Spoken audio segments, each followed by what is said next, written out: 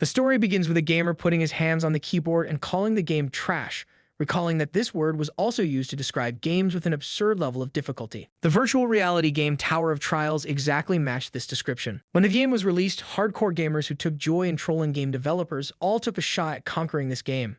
They played for 365 days a year. However, after 3 years, people realized that Tower of Trials was an unbeatable game. A practically invincible gate guardian. Polar regions where the temperature is minus 60 degrees Celsius and people freeze to death in less than an hour. And a labyrinth that spans over 10,000 kilometers. This game wasn't intended for fun, it was designed to torture the people who play it. Not long after, people stopped playing it and the game crashed. To be exact, it almost crashed. There were still a few hardcore gamers who stuck around despite how ridiculously hard it was. Our boy Jinhook was breathing heavily and sweat was running down his face. The 50th floor had been captured and the system congratulated the first one who cleared the trial tower. The young man pressed his hand to the wound, not believing that this was true. Recalling that he found a sense of accomplishment in finding original ways to clear the tower, and repeating the stages over and over again until he memorized every aspect. It was fun enough that he dedicated 11 years of his life playing it, but who knew that he's actually cleared the last floor? As he was contemplating whether he should have streamed it or uploaded it onto YouTube, a system notification popped up, thanking him for playing the game, while another notification informed him that a restart update was scheduled in 12 hours and asked him to continue enjoying the game after the update. He didn't expect to see an update after the game went bankrupt, wondering if they had discovered an oil field in the desert or something. He comments that it makes no sense, this game is bringing in zero profit. All he can do now is wait and see what happens next. Whether they reboot it or not, he was already planning on quitting his job as a streamer and a YouTuber today. He does not have a family to support, but he's already 27 years old, and he can't continue to live off 500,000 won a month forever. He remembers people telling him that he was good enough to become a professional fighter, but making money is more important than playing sports right now.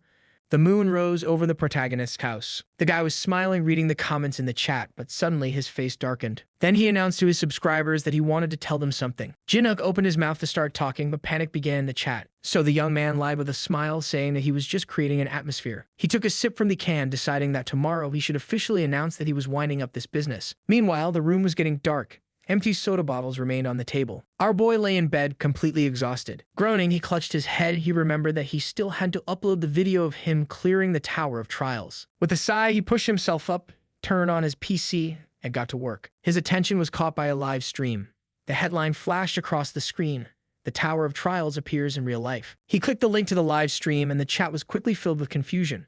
Viewers were in a frenzy, unsure if what they were seeing was real. The protagonist instantly recognized it as the opening sequence of the Tower of Trials. Suddenly, the system notification popped up in real life, shocking him. The system notified him that the Tower of Trials had rebooted and the first update was complete, and that all players must clear every floor of the tower within 90 days. The system warned that if they failed, humanity itself would perish, facing unimaginable consequences. Harboy muttered to himself that he needed to keep his cool. If the Tower of Trials had appeared in real life, there was no time to waste. He shouldn't be here, wasting time like this. He dashed forward, urgency in his every step.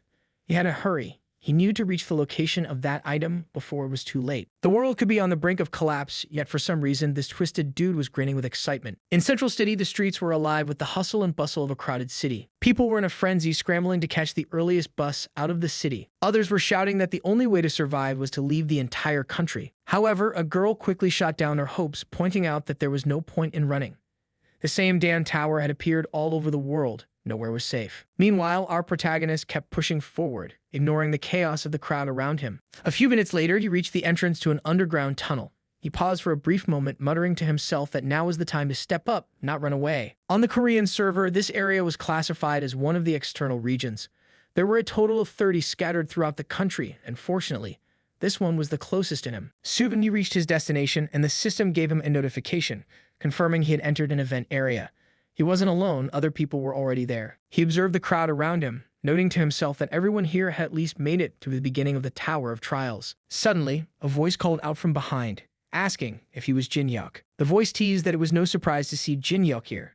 He'd always been the type to stay holed up in his room, playing this game non-stop. The voice belonged to Lee Jong-soo, an arrogant streamer and YouTuber with over 500,000 subscribers. He was one of those so-called successful stars that everyone seemed to admire. At the same time, Jong-soo was also the representative of the company Jinhyuk worked for. He casually asked if he shouldn't be streaming instead. Jong-soo scoffed, brushing off the comment. How could he possibly stream in these circumstances? With a sly grin, Jong-soo shifted the conversation, asking almost mockingly, what floor Jinhyuk had reached. He teased that, since Jinhyuk played the game like a maniac, there was no reason to keep secrets from a colleague. Our boy's expression darkened at the mention of colleague. He explained that this bastard had tricked streamers into signing unfair contracts.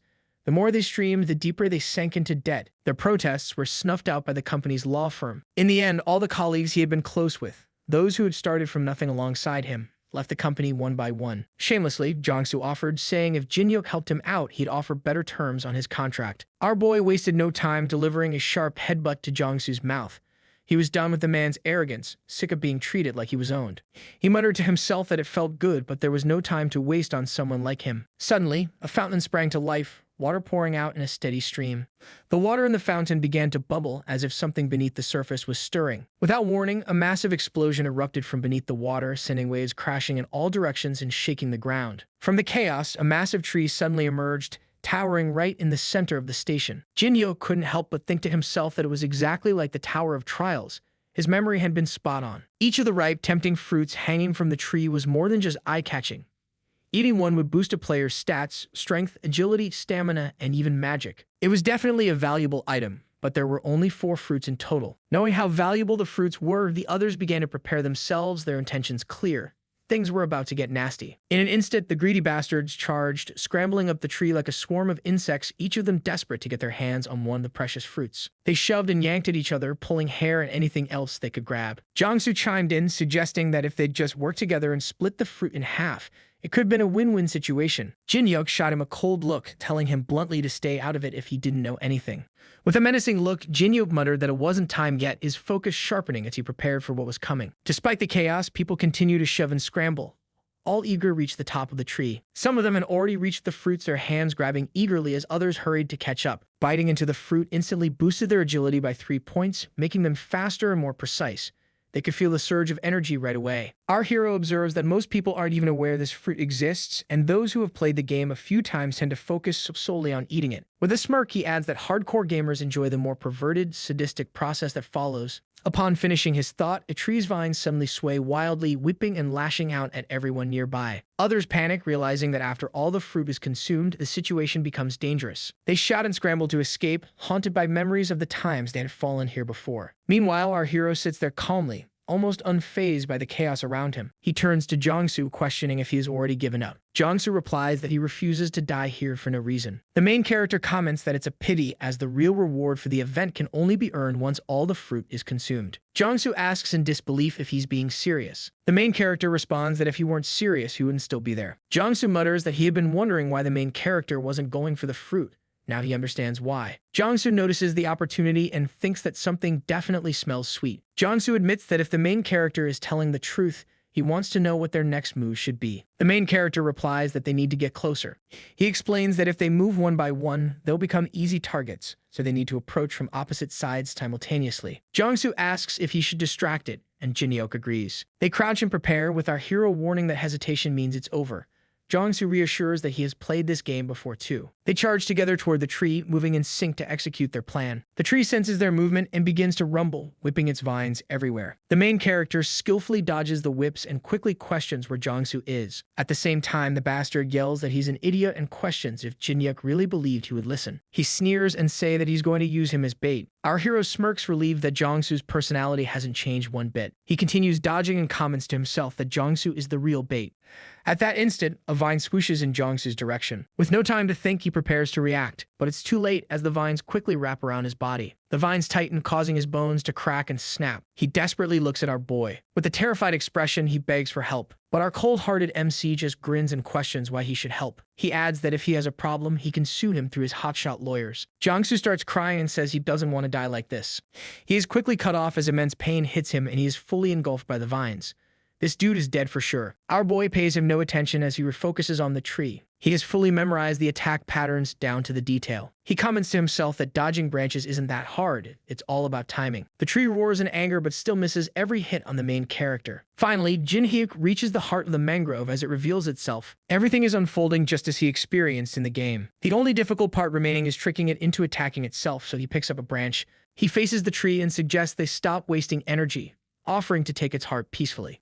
He adds that the mangrove is just an event mob, so he won't even earn any XP At best, he'll just get a spot in the Hall of Fame. Suddenly, the mangrove activates the blood-sucking vine skill and launches an attack toward our boy. No matter how seasoned he is, even he can't dodge all those branches. So he decides to block the attack instead, and skillfully redirects the trajectory of the vines using their force against the mangrove itself. The mangrove groans in anger, bracing itself for its next deadly strike. In an instant, it morphs into the shape of a spike and whooshes toward him, aiming for a direct hit. The MC calmly thinks there's no need to lose his nerves now and no reason to be afraid, because he's already experienced this part countless times in the game. He maneuvers skillfully, narrowly dodging the relentless barrage of vines. He exclaims that he's almost there. A swarm of sleep butterflies erupts from the tree, filling the air around it. The MC warns himself, recalling that the sleeping powder from these monsters can knock out anyone who isn't prepared for it. So he quickly holds his breath to avoid inhaling the dangerous powder. He charges directly toward the core of the tree despite the surrounding threats. Our boy delivers a decisive blow, and the tree's core erupts with a brilliant burst of light from the impact, then quickly covers the source of the light, ensuring that the explosion is contained within the tree, preventing any external damage. The tree roars in pain as the internal explosion erupts, shaking its very core from within. The tree's roar fades into silence and its leaves slowly wither and fall, signaling its death. A window notification pops up, informing him that he is the first to defeat the mangrove greed tree. The tree slowly splits down the middle, and the hero sighs in relief. He realizes the usefulness of his time studying attack patterns and feels grateful for his past experiences. A window notification pops up, informing him that his achievement will be recorded in the Hall of Fame tomorrow for one day. It asks him to state his name. He notes that the stupid system demands personal information for listing in the Hall of Fame. He refuses to provide his personal information. He explains that revealing his identity as a seasoned player would attract unwanted attention. He chooses the name Unknown, and the system informs him that his face will be blurred. He digs his hand into the tree and rummages, and extracts a small emerald orb. He clenches his fist. The system informs him that he obtained the tree essence. He explains that each fruit raises one stat out of strength, ability, and magic by 3 points. Meanwhile, the tree essence provides at least 12 bonus stats. He adds that 3 points per level equates to basically 4 level ups. Our hero then explains that no other item provides such good value for the effort, even after clearing all 50 floors. Without wasting time, he throws the orb into his mouth and gulps it. A shiny green light begins to emit from his body. A notification appears, confirming that he has 12 stat points available for allocation. He notes with satisfaction that he is now the strongest level 1 player possible. An hour later, articles begin appearing about the defeat of the Mangrove of Greed. Comments flood in, with players expressing disbelief that the monster could actually be defeated. Soon after the video is uploaded, all doubtful responses disappear, and wealthy individuals started to make offers of 1 billion won for him to share information. Our boy leans back and remarks that defeating the Mangrove of Greed at level 1 is difficult, but not something to be that surprised about. He reasons that it makes sense since most players never reach the mid to late stages of the game, and admits he shouldn't judge by his own standards. He recalls starving for days just to afford food for his eating challenge videos. He notes that if he had received a 1 billion won offer yesterday, he would have accepted immediately. But now things have changed. He refuses to reveal what he knows for 1 billion or even 10 billion won. He considers information monopoly to be the most important priority now. He takes his phone and begins planning his next destination. The tower appears, and he recalls that while he was playing, mana from the tower trials spread across all districts of Seoul. Although it hadn't caused major effects, there were some artifacts outside of the tower that later became relics. He knows that those relics are not real, of course. He explains that legendary relics with powers are inside the tower, while the ones outside are replicas or copied versions. The MC is later seen at the National Museum of Korea. The museum contains countless artifacts, making it a treasure chest, but he won't be only one searching for replicas. Unlike the Mangrove of Greed, which appeared in 7 locations around Seoul, there is only one National Museum of Korea, likely drawing people from across the country in search of relics, and those people will definitely be seasoned players. He pushes the door open and notes that it is quieter than expected, thinking that no one is there yet. He is immediately shocked by the scene before him. As expected, others arrive before him, with some already dead and signs of a battle visible. Jin-hyuk looks straight ahead seriously. Because times have changed, he thought others would adapt, but the gap between expectation and reality is much larger than he imagined. After just one day, people have become too reckless. Looking at the staircase leading up to the floor ahead, he remained deep in thought. What they are aiming for must be the artifacts stored in this area. The medieval artifacts that everyone comes here to obtain. A vast map filled with symbols of the Eastern land's great cities. Of course, no one wants this map just because it's a map of Korea, but since it contains information about the Tower of Trials, it tells you where the labyrinths and ruins are located and what items and monsters can be found there. It only reaches up to the 10th floor, but that's enough to set people's hearts ablaze.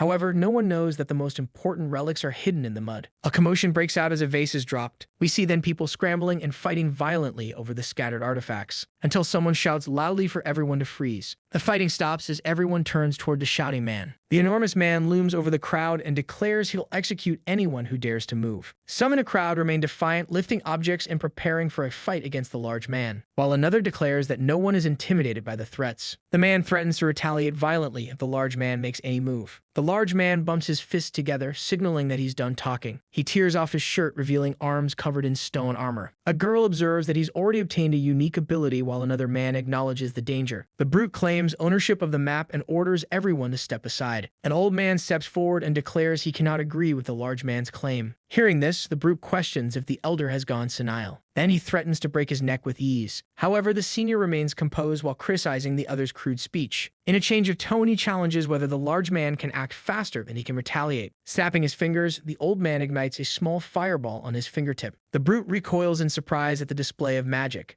as he didn't anticipate others already harnessing magical energy. The elder casually tosses the fireball toward the giant, inviting him to catch it. The instant the fireball touches him, he gets engulfed in a whirlwind of fire and screams in agony. Moments later, he is reduced to a large lump of coal and collapses. Grandpa walks past him and declares his tongue was his ruin. The girl behind the old man remarks that fire magic is impressive and expresses relief at being on his side.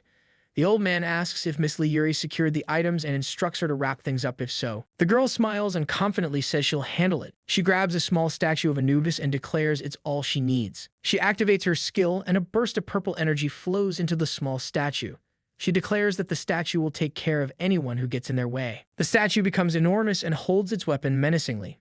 She declares that anyone who moves from now on will be considered an enemy, and warns they'll be devoured starting with their head. With an innocent smile, she asks everyone to play nice. The others grow flustered, sweat running down their faces as they wonder why so many experienced players have already awakened their powers. They hesitantly surrender, throwing down their weapons and declaring they'll pass on the map and everything else. With a charming smile, she claps her hands together while thanking them. Her expression darkens as she hears someone walking around, seemingly oblivious to the chaos. And of course, it's our protagonist who walks through the wreckage, glancing around casually. He calmly comments that they've made a mess of the place. He questions whether they have any respect for historical artifacts, then pauses as he notices the map on the floor. Our boy remarks that the map is thankfully still intact and brushes the dust off it. The girl calls out to the protagonist, who turns to face her with an annoyed expression. The girl asks if it looks like she's joking, as she calls for her giant statue. With a menacing look, commands her giant statue to attack the protagonist. The giant statue raises its weapon and prepares to strike the protagonist. The statue hurls its weapon directly toward our MC. Our protagonist stands unfazed, cool as hell, casually observing the charging statue.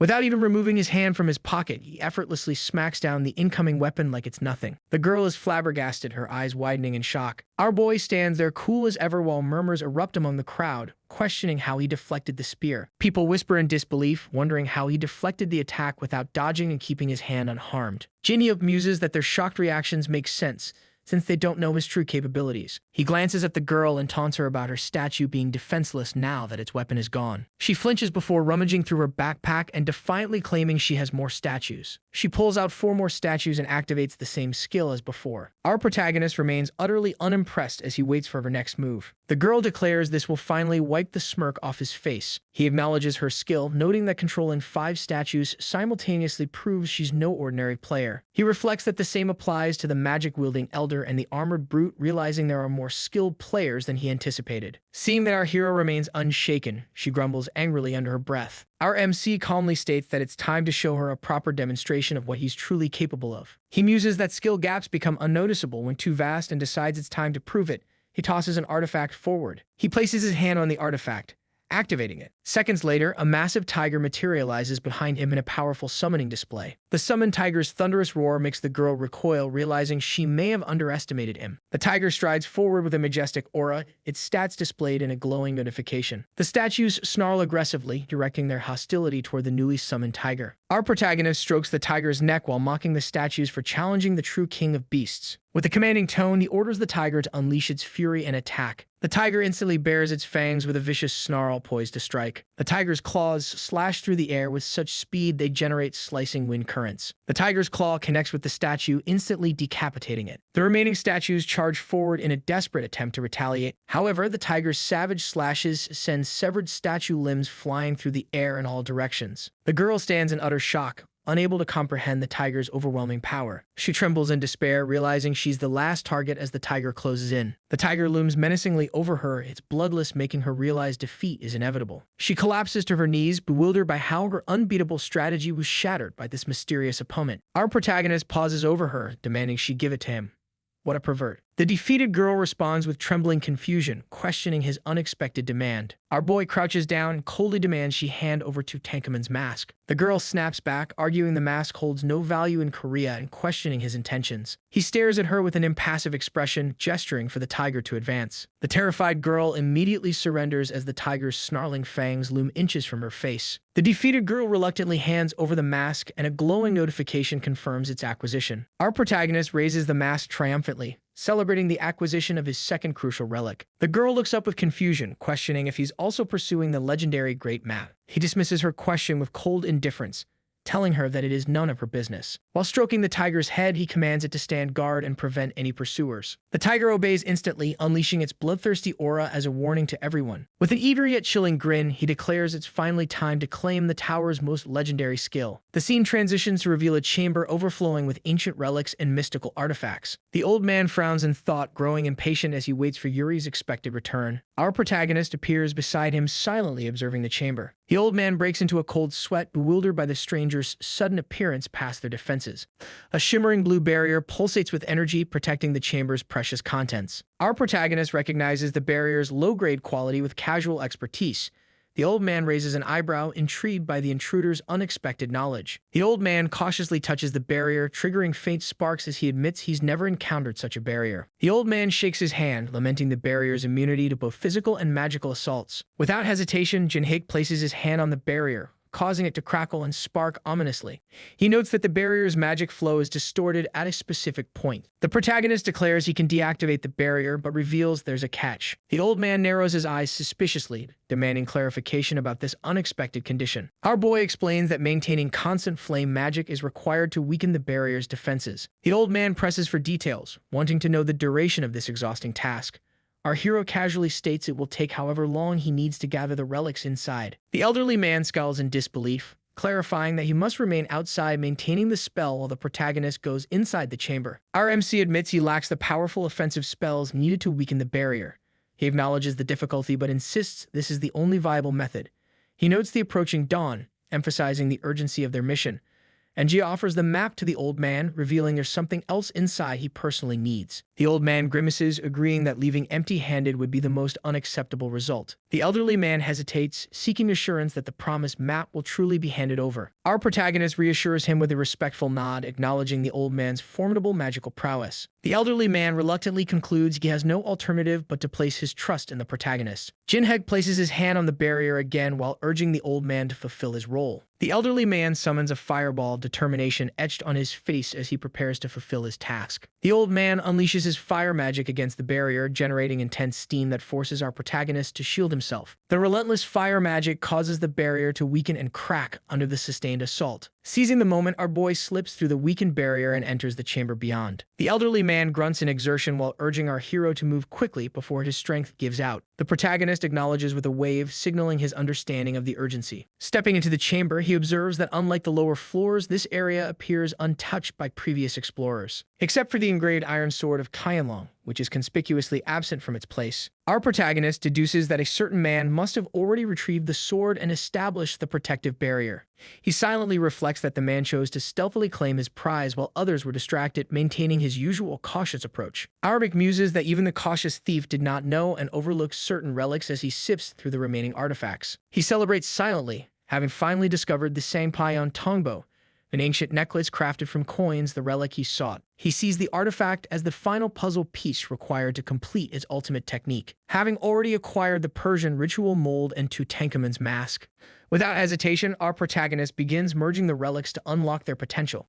The relics begin reacting, their compatibility confirmed by the sudden energy surge. The system prompts the user to provide the required payment to continue the fusion process. The Sangpyeon Tongbo's coins scatter and seamlessly integrate themselves with the existing relics. A powerful magical surge erupts as the three relics react together in harmony. Then a system notification confirms that the relics have been successfully merged despite the challenges. A new relic materializes, the Eye of Truth, instantly recognized as an S-tier item. The Eye of Truth grants the wielder the ability to discern truth from lies and view other players' details 3 times daily. Our MC reflects that the Eye of Truth is the most powerful among the legendary Five Eyes, but hints at another purpose for his museum visit. The system chimes, confirming that all necessary conditions have been fulfilled. Another system message informs him that he has acquired the unique ability Fusion.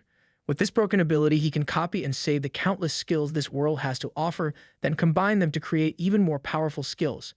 This OP skill will allow him to become the strongest in the Tower of Trials. However, he explained that to copy others' skills, he must first complete special quests with exceedingly difficult conditions, some of which may later be adjusted. At that moment, the old man shouts from outside, urging him to hurry and come out. Our MC swiftly activates his newly acquired ability, attempting to copy the old man's fire magic. The system notifies him that to copy the skill, he must first make the old man reveal his true emotions. He grins mischievously, realizing that all he needs to do is provoke the old man. The elder man shouts once more, demanding that he hurry up. Our hero calmly tells the old man to stop using his skill. The old man frowns, clearly puzzled by the sudden remark. Our boy remarks that in truth, the skill was unnecessary from the start. The old man huffs and ceases his magic, questioning why he was told to use it in the first place. He reveals that all he needed was the password to deactivate the barrier. He initially breaks through the barrier using a Latin deactivation spell without the old man's did nothing to disable the barrier. Our boy thinks that the old man must have wasted his mana attacking an impenetrable barrier, likely leaving him nearly drained. Having taken precautions, his next move is to deliberately piss the old man off. He notes that already knowing the tower intimately, the map showing details up to the 10th floor is completely useless to him. But he decides not to give it away anyway, smirking as he flicks a lighter to life. The old man frowns and demands what exactly he is doing. Our boy replies with a smirk, reminding him that he already stated he doesn't need the map. He sets the map ablaze, knowing that if it fell into the wrong hands, anyone could learn everything up to the 10th floor and compromise his advantage. The old man yells in panic, sweat streaming down his face. He screams angrily, demanding why the map is being burned and threatening to tear him apart. With that, the conditions are met, and the protagonist fixes him with a menacing glare. He successfully copies the old man's skill, Element of Fire. He thinks to himself that it's a decent start for his first copied skill. The old man conjures a fireball, threatening that he will make him pay for this. Our boy remarks that the old man is misunderstanding, asking if he doesn't know the reason he burned the map. Our boy conjures an even more powerful fire spell, leaving the old man aghast. The old man notes that while it is the same skill, the gap between their powers is like night and day. He confirms to himself that this is no ordinary person, as someone like him wouldn't even need the map, and he asks our boy directly who he is. Our MC tells the old man that if he wants to climb the tower with ease, he must listen carefully. The scene then shifts to our boy leaving the museum. He thinks to himself that only 4 former high rankers had visited the museum, including him. Now that the Tower of Trials has become a reality, he understands the desire to minimize risks. He resolves that he needs to acquire as many skills and unique abilities as possible. Our MC recalls the conversation with the old man from a few minutes ago where he told him to go level up with the girl downstairs while waiting to be contacted later. He thinks to himself that he's gathered some pawns he can command at will, but he knows there's still a long way to go and that he needs to prioritize collecting the abilities he truly needs. He reminds himself that he's only one person, and he can't hog all the opportunities for himself. However, he knows that the most valuable and important opportunities are surely his for the taking. His stomach rumbles in hunger, and he thinks to himself that he's reached his limit for now. He thinks there's nothing better than a warm bowl of soup at a time like this. As he enters the restaurant, he notices a crowd gathered around the TV, murmuring in shock about something unfolding. The TV reports that an incident at the National Museum of Korea has left at least 23 dead and over 50 injured. The TV continues, stating that due to the severe injuries sustained by many, the death toll is expected to rise. It's suspected that the attackers were targeting the artifacts housed in the museum. The report adds that similar incidents have been occurring not just in Korea, but also in the USA, Europe, China, Japan, and other countries worldwide. Jin-hyuk thinks to himself that just as he suspected, players from other countries are gearing up to ascend the tower. The TV reporter then shows footage of our boy defeating the statues and summoning the massive tiger. The crowd murmurs in disbelief, questioning how anyone could accomplish such feats. Some speculate that he might be the person who appeared on the Tower of Trials Hall of Fame just the other day. Our MC thinks to himself that too many people recognize him now, and he needs to come up with a way to conceal his identity. The TV continues, reporting that the government is investigating the mysterious structure known as the Tower of Trials, and is formed a special department called the Association of the Awakened, which will consist of civil servants who have gained special powers. Our man notes the name Association of the Awakened and remarks that the government is responding faster than he expected. He realizes that with a department already established for those who've awakened unique skills, the government must have quickly accepted this new reality. Surprised, he thinks it would have taken them at least a few weeks to respond. A special guest appears on the broadcast, Han Sanjin, the head of the Association of the Awakened. He announces that he's here to recruit those who have awakened, offering a minimum salary of 60 million won along with benefits, though the exact offer may vary depending on rank. However, he adds that the person on the screen is an exception, and that if they join the association, the government will support them in every possible way. The people watching comment, envious of whoever the person on screen is, with one woman remarking that it's incredible and could completely turn someone's life around. But our boy smiles slightly, noting the man's words about the person in the video being an exception, realizing that he is the one they're after. He scoffs inwardly, thinking that no matter what they offer, he has no intention of joining any organization. He reflects that one highly skilled player is worth more than 100 average ones, and Han Sanjin knows this too, which is why he's offering a blank check to try and win him over. He also notes that as the head of the association, Han Sanjin must possess a powerful skill of his own. He wonders if it's because Han Sanjin played Tower of Trials for a long time, but secretly hopes it's because he possesses a truly powerful skill. That way, he thinks he'll enjoy copying it all the more. He adds that tonight at 7 p.m. when the clock strikes a new hour, the Tower of Trials will open. Later, the scene shifts as a group of people, including our boy, enter the tower. The crowd is buzzing with excitement, marveling that the tower looks exactly like the game, still in disbelief that it's really happening. Our MC smirks, thinking to himself that they all seem like a bunch of noobs. The system informs him that to commemorate his entrance into the tower, he's been provided with 100 coins. Coins are the tower's currency, and players can upload videos of their personal achievements to earn 100 coins for every 10,000 views. However, the fee for uploading videos varies depending on the player's rank. The system also notes that the live broadcast feature can only be used during a battle with the boss before moving on to the next floor. The system warns that any players caught manipulating views or engaging in other misconduct will face appropriate measures. Jinhae nods to himself, acknowledging that this is exactly what he expected. The broadcasting system serves as a bridge between those ascending the tower and regular people outside. Viewers contribute to the view count of players who have a high chance of reaching the top, increasing their exposure. The system is the most entertaining aspect of the Tower of Trials. The more popular a player becomes, the more coins they can earn. People are rushing, discussing their plans to head to the Goblin Cave first, seeing it as the perfect place to farm and make some money. They bump into our protagonist, who thinks to himself that they're all in such a hurry. He reflects that everyone is eager to clear the tower and get ahead, but earning coins should be easy for him since he knows everything about it. However, he has no intention of uploading any videos just yet. He thinks that leaking all his knowledge for a few coins would be a far greater loss than any potential gain. He's already made up his mind. He's taking the road less traveled. He remembers a time when he had just reached the 30th floor of the tower and felt like he couldn't go any further. He recalls scouring the tower floors, searching for hidden pieces he needed to advance to the next level. This often meant retracing his steps, going back over floors he had already cleared. In the end, he found the answer he needed in a hidden ruin. That was when he realized that his character had been flawed from the very beginning. He reflects bitterly that his time spent searching the lower floors was wasted, as the character he had spent years developing turned out to be flawed from the start. As a result, he had no choice but to delete his character and start over from scratch. He vows to himself that next time he'll reach the top. He wonders to himself if that was already 6 years ago. He soon reaches his destination, a labyrinth with a difficulty rating of B. He thinks to himself that in order to get past the 30th floor, a solid foundation is essential, and the key to building that foundation lies right here in this labyrinth. He grimaces, thinking to himself that he never imagined he'd have to go through this again. Though not thrilled about it, a sense of nostalgia hits him as he presses the labyrinth door handle. He pushes the double doors open, bracing himself for what lies ahead. As he enters the labyrinth, he thinks to himself that it's exactly the same as before. A butterfly lands gently on his finger, and he smiles, recognizing it as the luminous moth. But then he notices a group of people also inside with him, and wonders who they are. A young girl explains that they were looking for a place to farm, and when the labyrinth door opened, they slipped in before it closed. The scene shifts 10 minutes earlier. The group had followed him, thinking he was onto something, but one man remarks, confused, that he's heading straight into a labyrinth as soon as he arrives. He's even opened the door without a key. The girl suggests that they should go after him, curious about what he's up to. The man responds with hesitation, questioning whether they should enter without knowing what kind of labyrinth it is or how vast it might be. The girl urges them to think for a moment, reminding them that the early floors of the Tower of Trials are the most crucial ones. She adds that he opened the labyrinth without a key, and if a level 1 player can enter, it likely isn't that difficult to clear. Another girl chimes in, questioning whether that guy will just share the items he finds without a fight. With a fierce look, she responds that of course he won't share anything without a fight, so they should make the labyrinth his new forever home. Back in the present, the girl suggests that since they're all here, they might as well move as a group, reminding them that there's safety in numbers. Our boy's eyes gleam with golden light as he activates the Eye of Truth. He thinks to himself that they might be trying to take advantage of him, believing that their numbers give them the upper hand. The girl introduces herself as Park Hana, 22 years old, and mentions that she's been to the second floor of the tower before. The MC notes that this girl has a rather interesting skill called commune.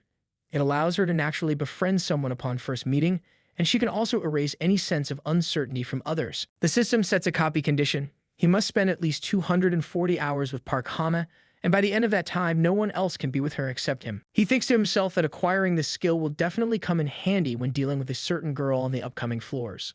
Another man introduces himself as Jang Shalosik, mentioning that he played the first floor for a bit before giving up. Another two girls introduce themselves, Lee Hyman, who also only played the first floor, and Jang Mina, who's made it to the third floor. The remaining two men, Cheon Menguk and Du Kwangwoo, reveal that they've never played the Tower of Trials before. This is their first time. Our boy fakes a smile as he introduces himself as Kang Jinhyuk. He mutters to himself that they're obviously going to stab him in the back later, so there's no reason to bother remembering their names. The girl clings to his arm, curious, and asks how far he's made it in the Tower of Trials. She activates her skill, and our boy becomes embarrassed by how close she's gotten to him. He pushes her away, thinking to himself that this is how she uses her skill.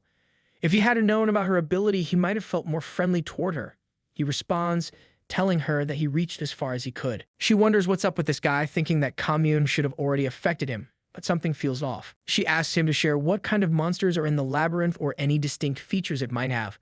Our boy responds, saying it's not hard at all. He turns back to inform them that this labyrinth changes shape at certain times. As soon as he says this, the floor begins to rumble like an earthquake, shaking the ground beneath them. Park Hana exclaims, confused, wondering what's going on since this labyrinth is only on the first floor. She barely manages to dodge as a wall suddenly closes in on her. One of the men warns his group, telling them that if they stay still like that, they're going to get crushed to death. After a while, the rumbling stops and the group collapses, panting and gasping for breath. They exclaim in panic, realizing they can't see their teammate Mina. One of the men mutters in disbelief, saying he can't believe this kind of labyrinth is on the first floor. Everything on the first floor was supposed to be easy, except for the ruins.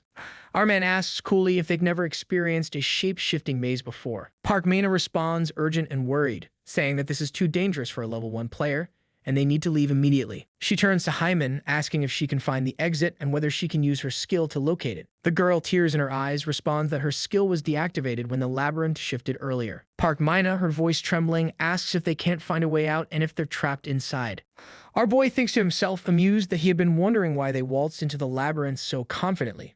They must have been relying on her navigation skill. It's obvious they're newbies, just the way they strolled in here like it was a trip to the neighborhood convenience store. He brushes off the others as idiots, thinking it's about time for that thing to appear. Park Mina shouts angrily at him, demanding to know why he didn't warn them that the labyrinth shifts, furious that the walls came at them without warning. She continues, her frustration rising, saying they got scraped and banged up trying to dodge the walls and that they almost died because of him. One of her teammates agrees, adding that he kept important information to himself, while another chimes in, accusing him of causing Mina's disappearance. Our boy gives them a cold look and tells them that he never asked any of them to follow him. The girl's expression shifts, cold sweat trickling down her face as she stammers in shock, unsure how to respond. Our boy's eyes flash with anger as he responds that they were the ones who decided to come in here. He didn't drag them in by force. One of the men snaps and conjures his weapon, seething at being trapped. He adds, his voice dripping with irritation, that he didn't like our boy from the moment he saw him. But before he can say more, he's instantly cut off as an axe flies by. His body hits the ground with a heavy thud, and the rest of the team recoils in shock at the sight. They start yelling in a frenzy, panicked and confused, wondering how this could have happened. Soon, a massive minotaur charges at them in a fit of frustration, its eyes burning with rage. The minotaur retrieves its massive axe, swinging it back to prepare for another brutal attack. The group is frozen in shock, their faces paling as the reality sets in. They're going to die. But our boy leaps forward, lunging with incredible speed, his body a blur as he swoops toward the beast.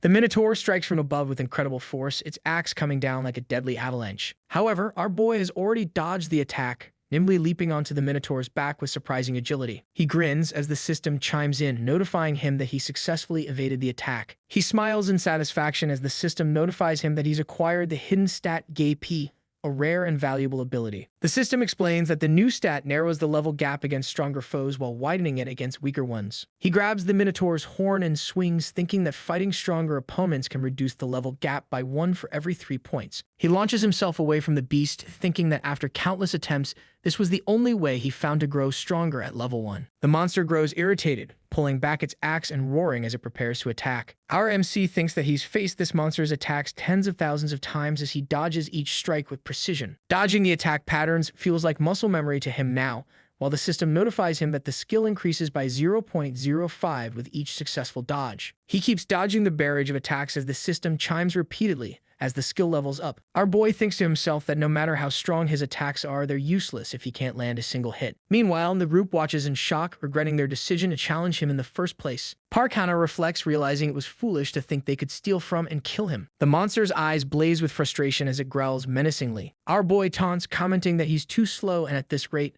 the monster will never hit him. The Minotaur roars in fury, swinging its axe with wild force. The protagonist dodges effortlessly, noting that the quickest way to get stronger is simple. Place a risky bet with your own life. The skill increases by 1 this time, suggesting that the greater the risk, the greater the gain. Still, he realizes that if his luck runs out, things could get dangerous and decides it's time to wrap this up.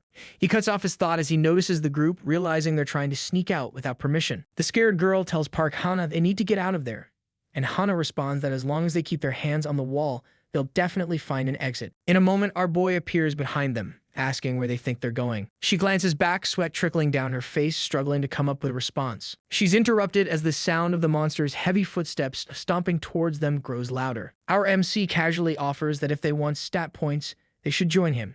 He adds that avoiding the monster's attacks grants hidden stats and it's easier than it looks, so they should give it a try. The beast winds up for a powerful strike, pulling back its axe, the force creating a strong gust of wind around them. Park Hana freezes in fear, unable to move until the protagonist yanks her out of the way just in time. The resulting attack obliterates the surrounding area, leaving a massive wreckage in its wake. Jinhye comments that they can't just stand there, advising them to duck or create some space between themselves and the monster. As the beast prepares another attack, a labyrinth begins to rumble once more. The walls begin to close in again, shifting the shape of the labyrinth. Our boy waves goodbye to the monster as the walls close between them. Grinning, he tells the monster that he'll see it later. The monster stares at the newly formed wall, confused and unable to pursue. He snarls in anger, roars, and begins attacking the wall with relentless fury. But the poor thing is unable to do anything more as the walls are incredibly rigid and unyielding. The remaining group members note that 2 of them have already died and they barely escaped. Park Hana asks if they've lost it, wondering if it won't come after them anymore. The protagonist explains that the powder from the luminous moths he touched earlier attracted the Minotaur, and it will likely continue to follow him. Park Hana asks, questioning why he would do something that insane. With a blank expression, he replies that he did it because he needs to raise his stats, obviously. He reaches down to grab a dagger from the floor and explains that when the labyrinth shifts, he can reset and recharge his stamina. He adds that when the beast seeks him out again, he'll play with it a little more. It's effective, isn't it? The girl shivers in fear and asks how much longer they'll have to keep doing this. Our boy raises a finger, indicating that they'll have to keep going until they make it out of the labyrinth in about a month. They stumble, realizing they have to endure this hell for 30 more days, and decide they need to split up to increase their chances. They reason that if they don't stick with him, the monster won't chase them. Our boy acknowledges, agreeing that it's true. He smirks, curious about which way they plan to go. He points out that walking around blindly could be even more dangerous. They realize the truth of his words and gulp, stammering as they try to come up with a response. They ask him if he knows where the exit is.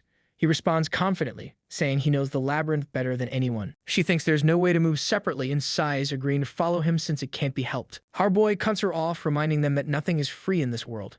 If they want to ride, they'll have to pay the fare. He holds up the dagger, demanding they cough up all their coins.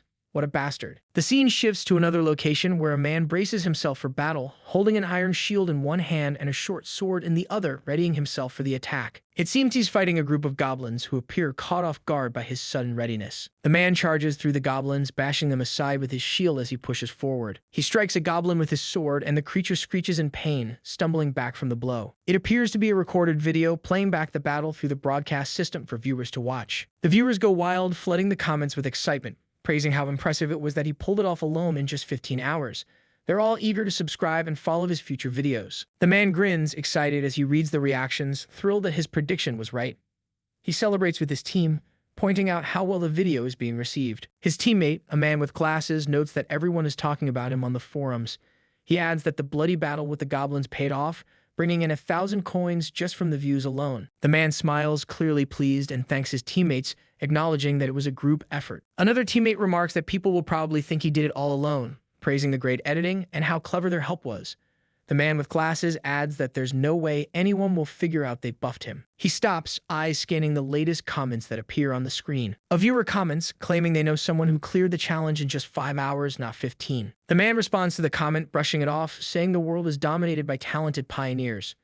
Meanwhile, the man with glasses tries to get his attention, pointing urgently to something on the screen. It's a new video that's just been uploaded to the Hall of Fame, catching everyone's attention. A new hot video quickly takes the top spot, pushing their video down and dominating the site's rankings. The man's expression darkens with frustration as he exclaims in anger, questioning why their video is suddenly getting pushed down. The new video showcases the world's first successful item enhancement, with the team remarking in disbelief that someone managed to enhance an item 10 times. The viewers react in awe, expressing their amazement and disbelief at the odds.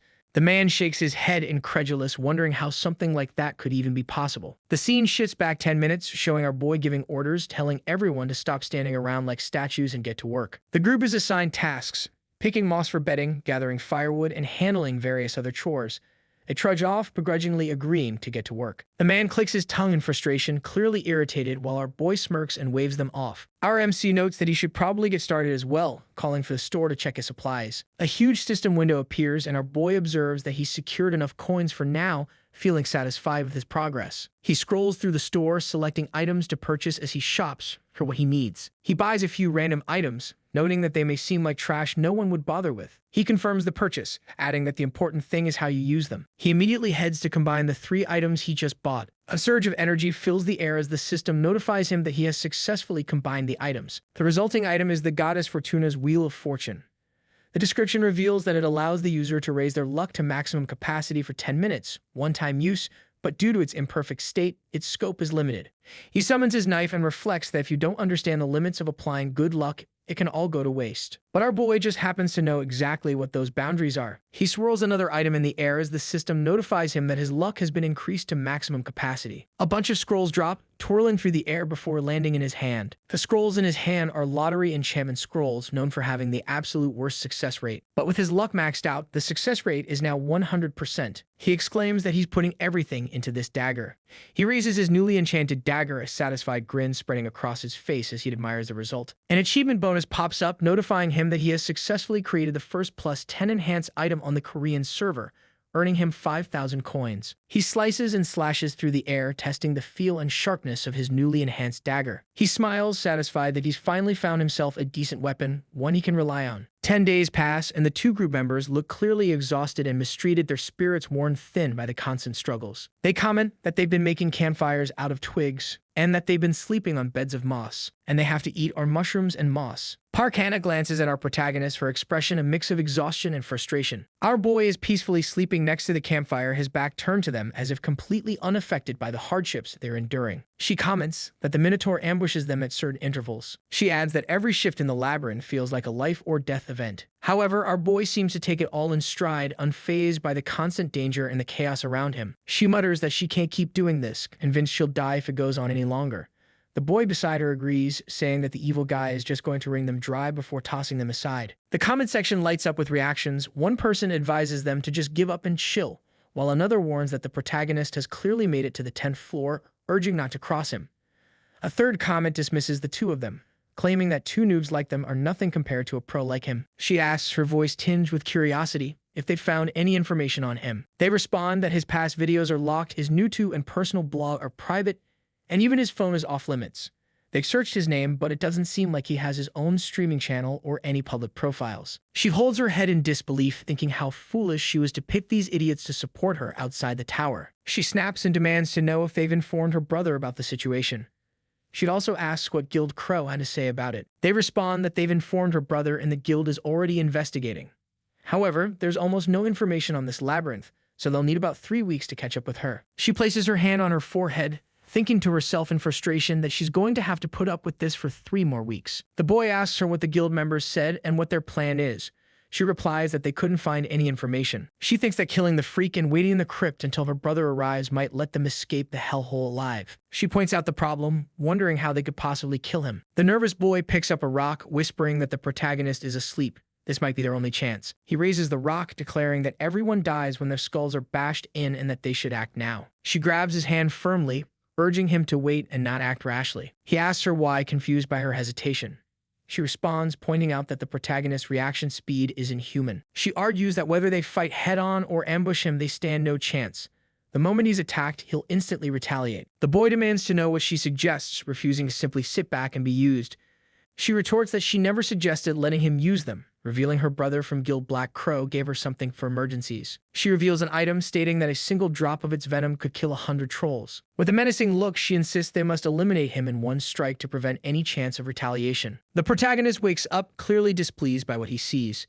He complains about the meal, asking if it's stir-fried moss and mushrooms again and comparing their situation to a survival show. Park Hana snaps that if he wants something else to eat, he should go catch a bat or a moth himself. The protagonist asks Hana to pass the water and requests more mushrooms and moss from Chulsik. Chulsik hands over more food, expressing disbelief that he wants more and telling him to help himself. Hana mutters irritably that he's acting like he's the boss of them. The protagonist continues eating the poisoned meal, seemingly unaware. The two share a silent, triumphant look, thrilled that he has eaten the poisoned food. The wooden plate of food is suddenly dropped, but it is Chulsik who begins choking, clearly the one who has been poisoned, while Hana stares in shock. She exclaims in terror as he collapses to the ground, gurgling and choking. The protagonist coldly calls them idiots for thinking he would eat the tainted food. He reveals that he switched their plates when he asked for more food, catching them while they were distracted. He adds that secretly broadcasting their situation is against the rules. Hana demands to know what he's talking about and challenges him for proof. He explains in detail, clearly reading from the rules, that the live broadcast feature is restricted to boss battles and that any manipulation of views or other misconduct will result in appropriate measures. The system chimes in, asking if he wishes to report the player. The protagonist tells her she should have kept a straight face, as it was obvious. He smirks, expressing his disappointment in Park Hana's feeble attempt. The system emits a sharp sound as a red warning barrier materializes around her. She looks on in confusion as the protagonist scoffs at her predicament. The system dings repeatedly as her viewers are forcibly removed from the stream. The stream continues to empty until she has 0 viewers left. The system announces that the viewers are banned from watching videos for 1 month, with a permanent ban for a second offense. She yells in confusion, frantically wondering where all her viewers have gone. The system declares that the player will now face a cruel fate as her penalty. Suddenly, the Minotaur emerges from behind a pillar. The beast roars and charges toward them with incredible speed. She frantically asks the protagonist if he is going to fight it, and urgently asks him to tell her where she should run. The protagonist coldly asks why he should help her after she just tried to poison him. Hana staggers and pleads with him, reminding him that he has helped her all this time. The system chimes, announcing that the copy conditions have been met after spending 240 hours with Park Hana. The system adds that he has successfully copied the skill Commune. The protagonist looks at her coldly and states that he no longer needs her. Hana cries out, begging him to wait and warning that you will regret this because her brother is in Guild Black Crow. The Minotaur attacks from above, and she barely dodges the blow while screaming. The protagonist is already flipping through the air high above the monster, telling her to watch from down below. He coldly informs her that she will soon learn who she should truly fear, her brother's guild or him. In an instant, he strikes the beast's head with a powerful slash, but the cut proves to be too shallow to do any significant damage. The protagonist falls back, noting that the increasing stat gap was worth it as the beast is finally taking damage. He zooms toward the beast with incredible speed. He notes that if he can't kill it, he just needs to make something similar happen. He conjures a massive blast of fire and directs it toward the beast. He instantly reappears behind the beast and slashes at its legs. The monster collapses onto its knees, panting heavily. The protagonist tells the beast not to move around so much or its meat will get tough. The Minotaur's eyes flash red with anger as the system announces it has activated the skill Berserk. The beast unleashes a furious roar. It transforms, growing even larger and more menacing. Park Hana watches in fear, wondering how he can possibly defeat the transformed beast.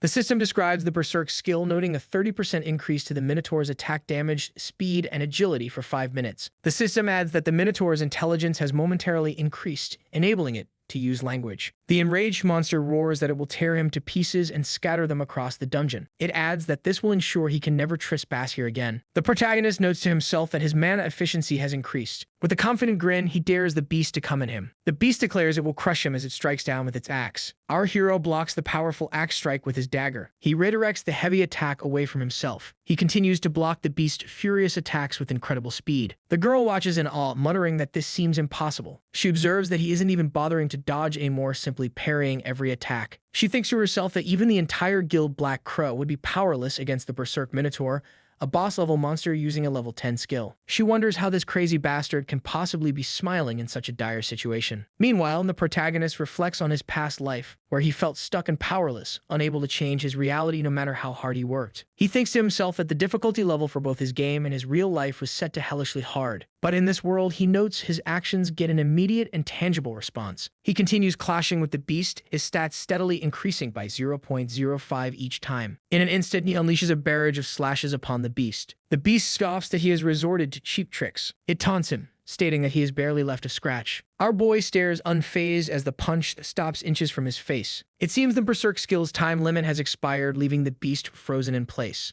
Our boy explains that Berserk grants 5 minutes of super strength, but the user then falls asleep for 24 hours as a penalty. Our boy casually checks his stats, noting the 57 points he gained will bridge a gap of about 19 levels. He calculates that with 20 days left, maintaining this pace should allow him to reach his goal of 100 points. Park Hana timidly asks if it's over, and the MC confirms the Berserk skill has deactivated, putting the beast to sleep. He adds that after the labyrinth shifts and a day passes, it will come for them again, which frightens her. He happily adds that there are still 20 days left to go. 20 days pass with our boy still farming and fighting the Minotaur, but by now he has memorized all of its attack patterns in real life. He continues to dodge every attack effortlessly while his stats keep increasing. The system finally informs him that he has acquired 100 gap stat points. The protagonist announces he has finally collected enough points as the monster charges. He remarks that the monster seems to be getting weaker and delivers a sharp strike to its chin. The monster recoils from the blow, and he notes that maybe it's just his imagination. The monster falls down and he steps on its horns. He tells the beast that this is where they part ways, calling it a little calf. He turns to Hana and states that all that's left is to figure out how to deal with her. He announces that he is now recruiting interns for the hardcore gamer company. He glares at her, noting her lack of enthusiasm and assuming she isn't interested. She quickly blurts out that she is very interested and has always wanted to work for his company, prompting him to call her a passionate applicant. Hana stammers that her sociability and unique ability will definitely come in handy for managing the company. He thinks to himself that he already copied that ability and asks what else she can offer. She promises she will never betray him, but he dismissively asks if that's all she has to offer. He looms over her threateningly and calls her performance disappointing. He announces he is ready to reveal the first intern accepted into the hardcore company, but she pleads for more time. But he declares with a menacing expression that the position will go to no one. She desperately offers him Brown's ring. She clings to his legs, sobbing that her brother was going to trade the ring with the Chinese guild and begging him not to kill her. He thinks to himself, surprised that Guild Black Crow is in possession of Brahm's ring. He explains that Brahm's ring is one of the best items on the first floor, boosting agility, magic resistance, and even inhibiting monster magic. He activates the Eye of Truth and confirms that she appears to be telling the truth. Patting her on the shoulder, he congratulates her on being hired as an intern for the hardcore gamer company. He informs her that the company offers no salary to interns and that she must rush to his side whenever he calls, regardless of the time or place. He states that it's time for the most important part, signing the contract, and she nervously asks if she has to sign something. He activates both of his copied skills at once and insists that of course she must sign. The system informs them that the two skills are being combined. The system, UV acquired brand of obedience, and notes this might burn. He terrifyingly holds out his hand, asking if she really expected to sign a flimsy piece of paper. He welcomes the new intern to the black industry. The system dings and the branded must obey your commands without question. The branded cannot harm you in any way. If the branded disobey, they will experience excruciating pain throughout their body. The scene shifts to the doors of the labyrinth finally opening. Hana exclaims in relief that they survived and finally made it out. The system announces they are the first players to clear the first floor labyrinth, an achievement that will be recorded in the Hall of Fame, and awards them 5,000 coins each. Hana laughs weakly, wondering if this is her reward for all the suffering she endured. But our boy coldly demands that she hand her reward over to him. She transfers the money, and he thinks to himself that with over 10,000 coins, he likely has more than any other player. He orders her to obtain Brahm's ring and bring it to him within 3 days. But she protests that the deadline is too short. He reduces the deadline to 2 days, clutching his fist to activate the brand. A hand-shaped burn appears on her face as she agrees to do whatever it takes to get the ring. The scene changes to a news billboard announcing that Korea's representative guild, Dangun, will attempt the third floor boss in 1 week. A commentator confirms that Dangun is Korea's top guild, noting that the US, European, and Japanese guilds are currently struggling. The commentator continues, stating that people are expecting great things from South Korea and wondering if China is still keeping quiet about the matter. The other commentator agrees, arguing that they should clear the tower on their own and expressing belief that Gildangan can conquer the third floor without foreign assistance. Our boy thinks to himself that it's only been a month and they are already going after the third floor boss. He muses that they will regret their hasty choice later, understanding they are rushing to monopolize the tower's numerous resources. He notes that players are given 90 days to clear each floor, meaning there's no need to rush to the second, let alone the third floor. He reflects that ascending without a solid foundation will eventually cause them to hit a wall and crumble under the game's difficulty. He decides that from now on, he needs to collect all the information he can about what has happened over the past month. To get reliable information amidst all the fake news and rumors, he needs trusted sources he has known for a long time. He scrolls through the Tower of Trials community website, searching for his previous teammates. He reflects, wondering if they are the only ones he can truly trust. The scene shifts to a bustling cafeteria filled with players. A man introduces himself by the nickname Human Baldy, revealing his real name is Lee Taemin.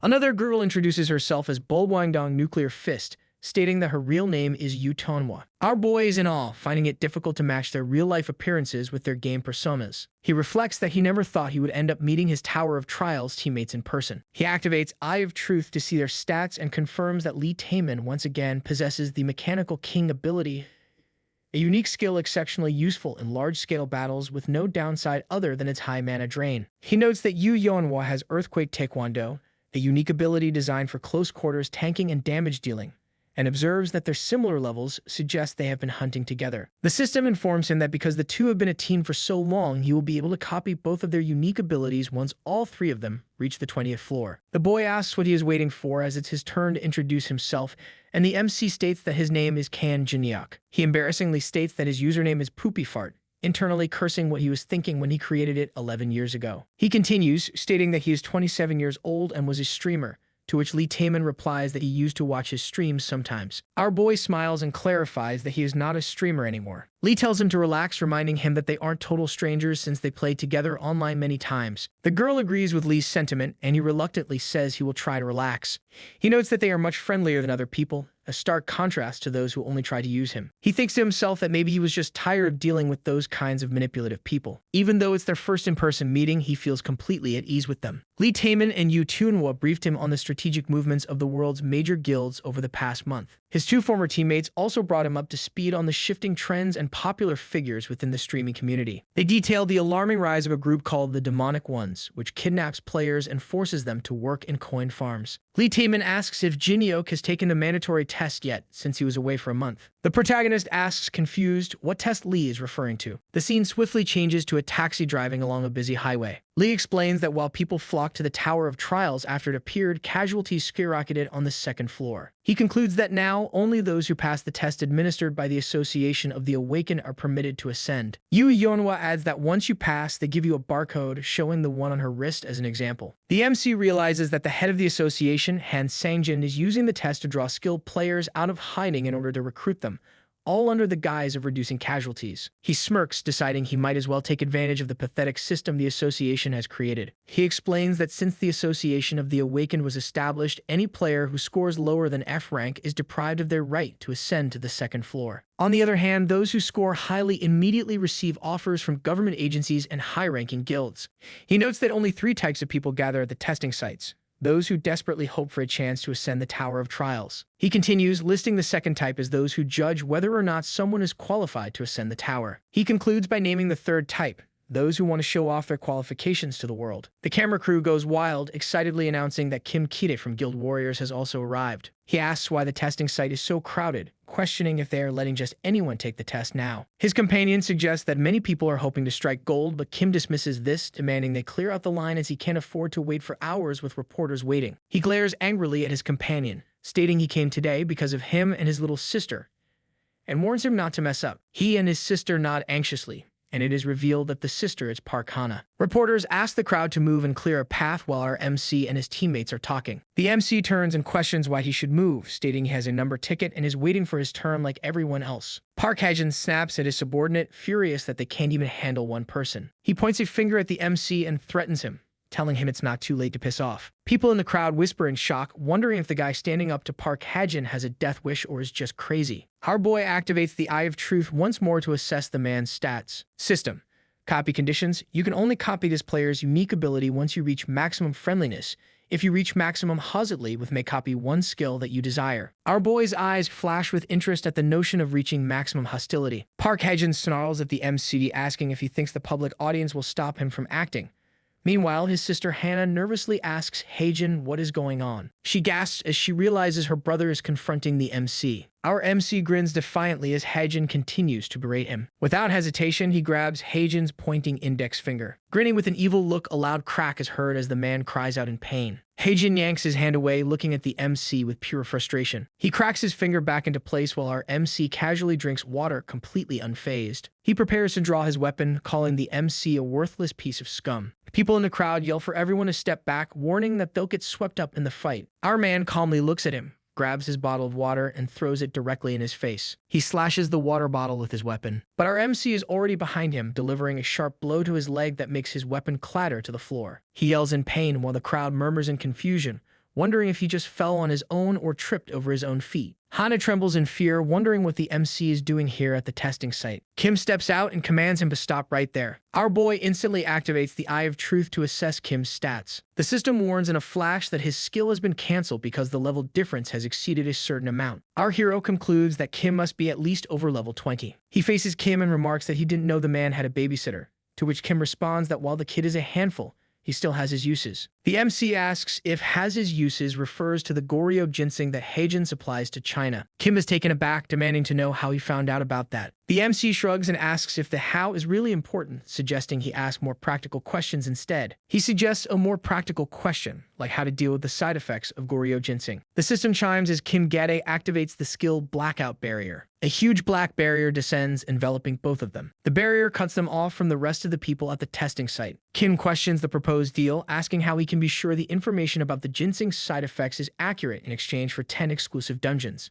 Our boy explains that Goryeo ginseng is an edible item known for being excellent at recovering stamina and mana. However, he notes the side effect that if taken raw, symptoms of mana poisoning will occur. He states that the side effect is likely causing their clients immense suffering, but it can be easily resolved with 3 specific items. He lists the 3 required items: Karashin Juice, Moonstone, and most importantly, Mandrake Root. He admits that while the other items might be manageable, they are likely having trouble finding Mandrake Root and offers to reveal its location in exchange for their trust. Kim confirms to himself that the information matches what his guild's research team and explorers had discovered. He questions internally just who this mysterious guy really is. Kim agrees to the deal but warns that if he finds out he's being played, the consequences will be severe. He thinks to himself that demanding 10 exclusive dungeons from his guild is a ridiculously high price. He thinks he has to draw the line, but our MC cuts his thought off by slashing his dagger away. Kim is taken aback, as he did not expect this sudden aggressive move. The MC smirks and tells Kim that he seems to be seriously misunderstanding the situation. He coldly informs Kim that he is the one making the offers and setting the terms here. Outside the barrier, the crowd watches as someone is visibly getting a beating. It turns out that Lee Taemin and Yu Yeonhwa are efficiently taking care of Hae-jin's remaining goons, until the system chimes in, announcing that the blackout barrier has been deactivated. Our boy exits the barrier and instructs Yeonhwa to calm down. His teammates insist that since Kim dragged him in against his will,